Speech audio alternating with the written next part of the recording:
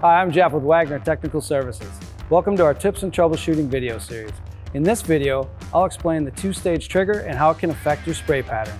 Note that this only applies to Flexio sprayer models 570, 590, 2000, and 3000. The trigger on the Flexio sprayer has two positions.